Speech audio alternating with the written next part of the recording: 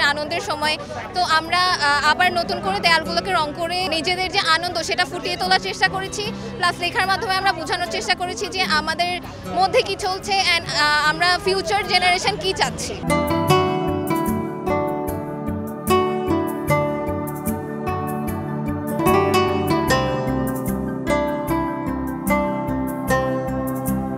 স্টুডেন্টরা মিলে সব জায়গায় ক্লিন করছে, ট্রাফিকের দায়িত্বে আছে, সব জায়গায় আমরা দায়িত্ব নিচ্ছি।